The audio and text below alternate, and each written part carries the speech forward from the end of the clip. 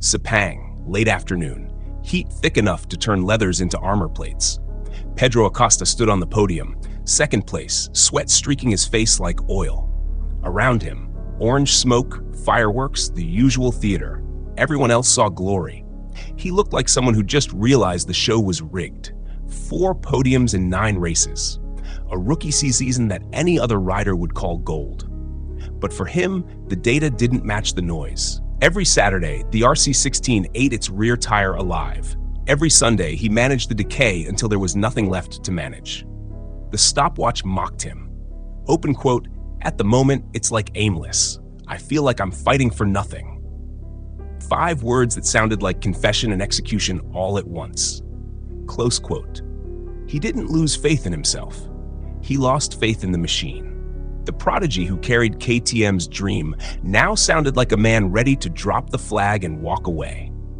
How does a 21-year-old become the cynic in a factory of believers? Comment your take below. The build-up. KTM chased Acosta for years, feeding the myth that he would be their Marc Marquez moment. Moto3 champion at 17, Moto2 champion by 19, a shark in human form. The Austrians wrapped their future around him, convinced that his aggression could do what no algorithm in Mattighofen ever solved, make their bike behave like a Ducati. Winter testing 2025 looked promising. Sepang lap times showed pace within 0.3 of Marquez's Ducati GP25. Engineers celebrated like the curse was broken. Then reality arrived. The first rounds exposed the same old flaws. Rear tire degradation, unstable front under braking, power that arrived half a second too late on corner exit. Acosta adapted fast, shorter lines, tighter braking zones, minimal throttle aggression, but physics still beat ambition. Binder's feedback matched his. The RC16 demanded discipline, not instinct. KTM called it progress. Acosta called it wasting talent. By June, the whispers started. He'd offered KTM £1.3 million of his own money to buy out his contract. Unconfirmed, but nobody in the paddock laughed it off. Dorna allegedly stepped in, blocking the exit. He stayed, officially loyal, privately boiling. His paddock aura changed. Early season smiles disappeared. He stopped joking with the media, stopped defending the factory. Every race weekend became a controlled burn between genius and frustration. Austria's management doubled down on development. He doubled down on distance. Then came the second half of the year, his strongest yet, statistically. 4 podiums, 2 second places, 0 joy. He wasn't chasing trophies anymore. He was collecting evidence. When a factory builds a star but refuses to believe his telemetry, who's really in charge? The rider or the myth? The battlefield Sepang was supposed to be proof that the updates worked. 20 laps, 43 degrees C's track temperature, humidity like soup. Acosta launched perfectly, P3 into turn 1, slicing between Bagnaia and Alex Marquez. The first 5 laps were chaos. Bagnaia defending, Marquez hunting, Acosta stalking them both. Then the data began to betray him. By lap 7, rear tire surface temperature plus 7 degrees Celsius versus Ducati, edge grip down 12%. He felt it immediately. Traction control blinking like a warning light in his peripheral vision. To stay upright, he had to ride half a second slower per sector. Marquez vanished. Bagnaia started fading with a mysterious grip issue of his own. Acosta could smell blood, but knew the chase would cook his tire entirely. By lap 10, telemetry showed the inevitable. Rear life halved. KTM's curse, written in numbers. He switched to damage control mode. Smoother exits, slower entries, less heat. The RC16 hated that rhythm, twitching mid-corner, begging to be unleashed. Lap 15, Bagnaia retired.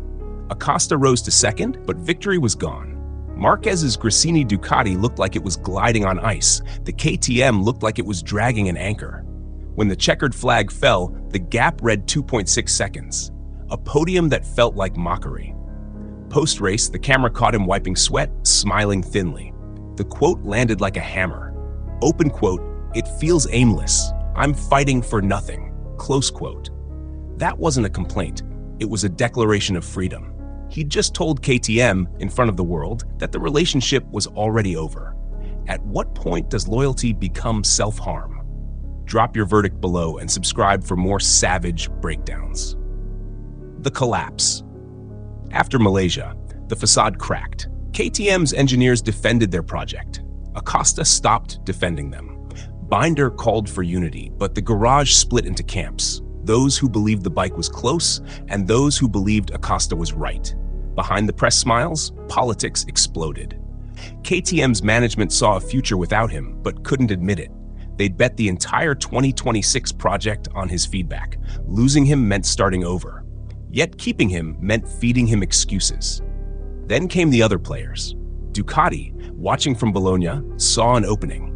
Bagnaia's form was collapsing, and Marquez's dominance had rewritten their hierarchy. Rumors surfaced. Ducati might pair Acosta with Marquez for 2027. Unrealistic? Maybe. Tempting? Definitely. Valentino Rossi's VR46 camp joined the chase, pitching him the next Italian dynasty narrative. Aprilia flirted. Yamaha dreamed. Every manufacturer wanted the kid whose talent made even mechanical mediocrity look beautiful. Inside KTM, tension became paranoia. Someone leaked that Acosta's riding style, heavy braking, violent throttle, was unsuitable for the RC16. He responded by dropping top 6 qualifying laps every weekend, proving the bike could fly if handled by a human willing to bleed for it. The breaking point wasn't physical, it was philosophical. KTM wanted data compliance. Acosta wanted chaos and instinct. They built a machine for engineers. He rode like a fighter pilot. The cultures collided and belief evaporated. Motegi summed it up. P6 qualifying, P8 finish, rear tire done by lap 14. He walked off without a word.